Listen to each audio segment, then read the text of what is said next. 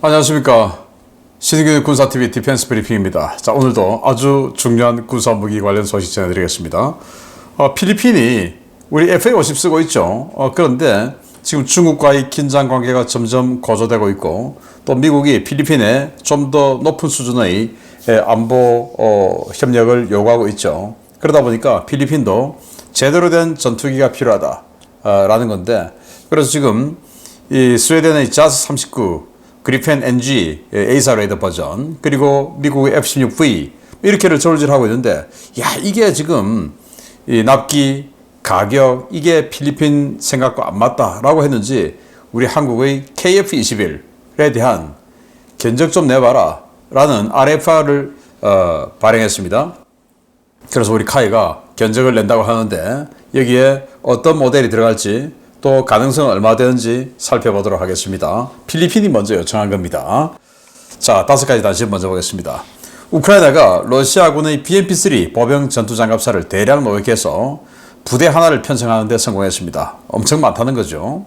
여기서부터 우크라이나가 FPV 드론으로 러시아군 밀8 헬기 드디어 격추에 성공했습니다.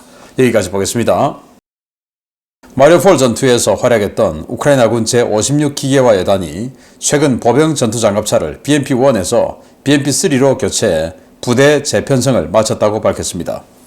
BMP-3 장갑차들은 모두 러시아군으로부터 노획한 차량들로 구성되는데, 도대체 러시아군의 장비 유기가 얼마나 많으면 온전한 차량들로 한 개의 기계화대대 이상을 완편시킬 수 있는지 모르겠습니다. 제네럴 아토믹스가 MQ-20 어벤저 스텔스 드론을 공대공 임무용으로 개조하기 시작했습니다. 제네럴 아토믹스가 미 국방부의 첨단 자율 공대공 능력으로 명명된 9,800만 달러 규모의 계약을 수주해 20대의 MQ-20 공대공 작전용 파생형 시제기 제작에 들어갔다고 밝혔습니다. 최근 3차 시운전을 마치고 상하이로 복귀한 중국 푸젠 항공모함이 함재기를 탑재하고 다음 시운전 준비에 들어갔습니다. J-15 전투기와 함재 훈련기 JL-10이 비행갑판에서 식별됐는데, 다음 시운전 때 전투기 이착함이 최초로 실시될지 여부에 관심이 쏠리고 있습니다. 러시아가 토치카-U 전술 탄도미사일이 발사 직후에 폭발하는 영상을 공개했습니다. 러시아 밀 블로거들은 해당 영상이 우크라이나군의 노후 탄도미사일 폭발이라고 주장하고 있는데, 우크라이나군에서 토치카-U 미사일이 자취를 감춘 지 1년이 훨씬 넘은 상황이어서 러시아군 미사일 폭발 영상일 것이라는 지적도 나오고 있습니다. 우크라이나가 FPV 드론을 이용해 러시아 밀8 기동 헬기를 격추했다는 소식입니다.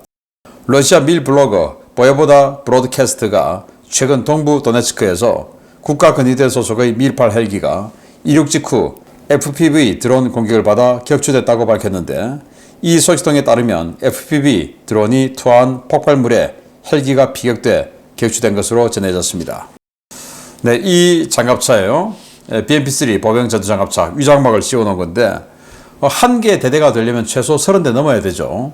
그런데 이 56기계 예단이, 기계 예단이면 그 예단 소속에 전차대대 있을 것이고, 그리고 장갑차 대대가 최소 2개 이상이 있을 거죠. 그런데 최소 1개 대대 이상을 이 BMP-3로 완편했다라는 거예요. 원래 그 대대는 BMP-1이었는데 그거 다 빼고 이제 BMP-3로 완편했다. 그런데 우크라이나는 BMP-3가 없어요. BMP-3를 써본 적이 없는 나라예요. 그러면 어디서 났냐, 이 전쟁 중에. 러시아 거 노획한 거죠. 그러면 한 개 대대가 30대가 넘는데, 대대장 전차 장갑차까지 하면 우리 기준으로 한 35대 되는데, 최소 그 정도는 멀쩡한 걸 러시아군이 놔두고 도망갔다는 거 아니겠습니까?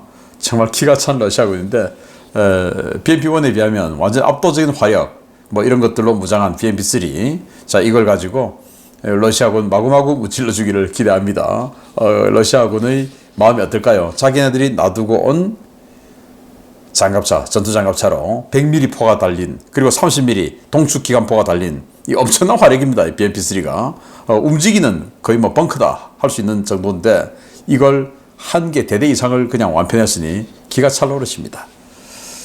자, 어벤저, 이 어벤저를 리퍼를 이제 개조한 거죠. 좀 스텔시하게 다듬었는데, 발키리나 이런 것보다 날개가 굉장히 크죠. 그래서 기동성은 좀 떨어질 것처럼 생겼는데 뭐 그래도 채공 시간은 굉장히 길겠죠. 양력이 좋으니까.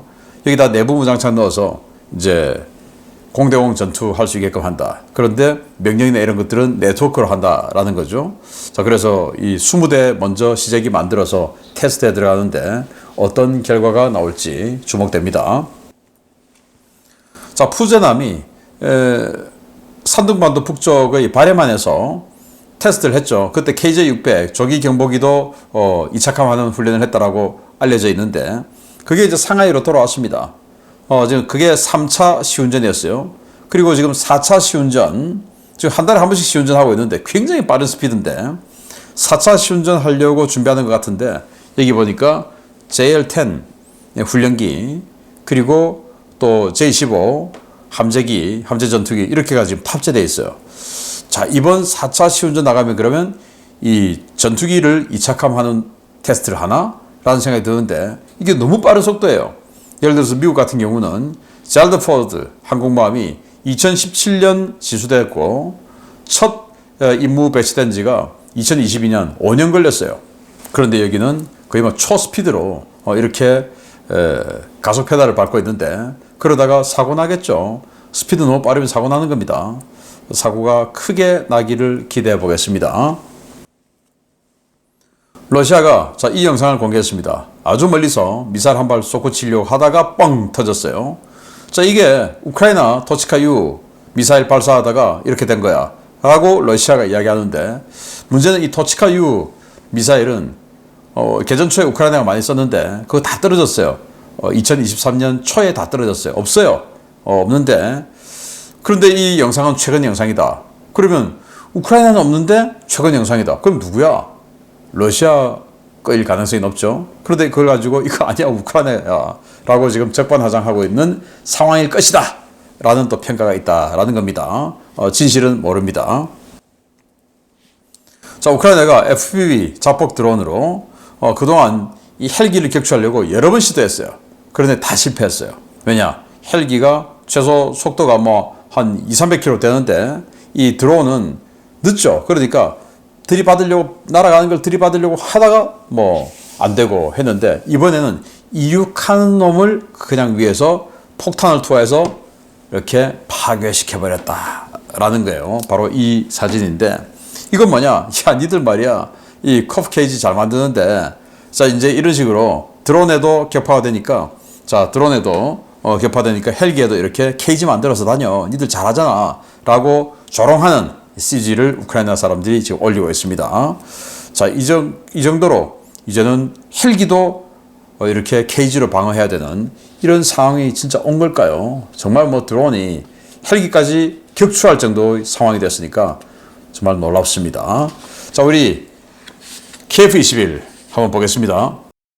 미국의 F-16V와 스웨덴의 자스-39EF 그리펜 NG 2파전 양상으로 전개되는 필리핀 공군 차기 전투기 사업에 변수가 등장했습니다. 필리핀 국방부가 한국 측에 KF-21 전투기 구매 의향을 밝히고 정보 요청서를 보내 주목됩니다. 다목적 전투기 사업, 약칭 MRF 프로그램을 진행하고 있는 필리핀 국방부가 미국의 F-16, 스웨덴 그리펜 외에 새로운 모델에 관심을 보이기 시작했으며 한국 측에 정보 요청서를 보냈다고 디펜스 시큐리티 에이시아가 8월 1일 보도했습니다. 이 매체는 KF-21 보라매 전투기가 미국산 F-16V, 스웨덴산 자스-39 그리펜과 함께 필리핀 공군 MRF 사업의 경쟁자로 합류했다라며 필리핀은 이전에 KF-21의 제조사인 카이가 만든 FA-50 전투기 12대를 도입한 바 있다라고 전했습니다. 이 매체는 카이 신동학 부사장을 인용해서 필리핀이 RFI를 제출해 카이가 답신을 준비하고 있으며 KF-21 전투기의 주요 성능과 판매 조건 등에 대한 정보를 필리핀 측에 제공할 예정이라고 전했습니다. 필리핀은 612억 페소, 한화 약 1조 4,300억 원을 들여 12대의 신형 전투기를 구매하는 사업을 진행 중인데요. F-16V와 자스-39 EF 모두 현재 예산 수준으로는 풀옵션 구매가 불가능하다는 판단에 따라 플랜 B를 모색 중인 것으로 풀이됩니다. 필리핀이 KF-21을 도입할 경우 다목적형인 블락2 버전을 구매할 것으로 보이는데요. 현재 추정되고 있는 블락2의 양산 가격은 프로그램 가격 기준으로 1,300억 원 수준이어서 1,500억 원에서 1,600억 원 가격대가 형성되어 있는 F-16V나 그리핀 NG보다 경쟁력이 있을 것으로 보입니다. 필리핀이 4.5세대 전투기 중 가장 강력한 스텔스 능력과 장거리 교전 능력을 갖춘 KF-21을 도입하게 될 경우 남중국해에서 중국 전투기들의 활동이 큰 제약을 받을 것으로 기대되는데요. 부디 필리핀에서 KF-21을 도입한다는 낭보를 전해드릴 수 있게 되기를 바랍니다. 네, 우리 KF-21 만약에 이 거래가 성사되면 첫 해외 수출은 필리핀이 될 가능성이 높죠. 자, 이 인승인데 훈련 모델이죠. 지금 이 F-16V, 미국 F-16V 너무 인기 좋아요. 지금 계약을 한다 하더라도 2030년까지 못 받습니다. 그리고 스웨덴의 이 그리핀 NG, 이건 가격이 너무 비싸요. 능력에 비해서. 그런데 우리 KF-21은 이 4.5세대 전투기 중에서는 가장 스텔시한 디자인이죠. 여기다가 다른 지상 공격 무장 말고 미티어 같은 공대공 무장만 딱 수납을, 4발 딱 수납하면 거의 세미 스텔스죠.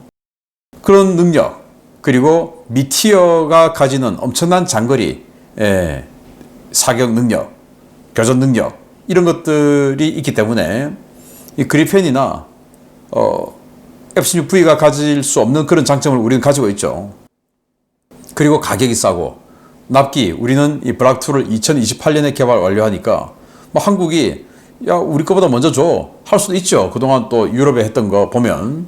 그래서 이 필리핀이 우리 카이에 일단 견적서 좀 내보세요 라고 했는데 카이가 내드려야죠 라고 했다라는 겁니다. 그래서 견적 차원에서 그냥 이건 얼만데 하고 아이쇼핑하는 살펴보는 수준 아니고 진짜로 한번 이 구매 경쟁에 들어가서 필리핀이 제대로 된 판단을 해주기를 기대하고 우리 한국 KF-21의 첫 수출국이 되기를 간절히 기대해 보겠습니다. 잘 되기를 바랍니다. 마치겠습니다. 감사합니다.